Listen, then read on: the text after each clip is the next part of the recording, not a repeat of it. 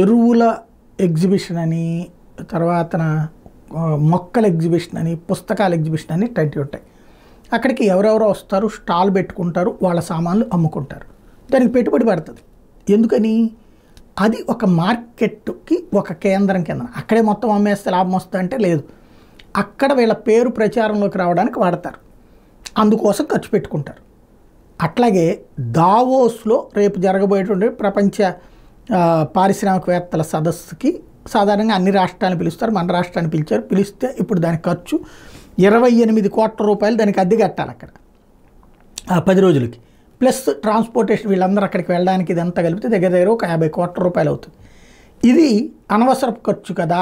ఇది జగన్ సర్కార్కి అంటే Jagan team project చేసినటువంటి అంశం సాక్షి ద్వారా. బట్ ఒక 4 సార్లు తిరిగి వస్తే అయ్యే ఖర్చు, ముఖ్యమంత్రి తిరిగి వస్తే అయ్యే ఖర్చు, పారిశ్రామికవేత్తలను కలవడానికి ఒక వేదిక, వాళ్ళ కోసం మనం 10 సార్లు తిరిగితే అయ్యేటటువంటి ఖర్చుతో పోల్చుకుంటే ఇది అందులో 10వ వంతు కూడా అవ్వదు.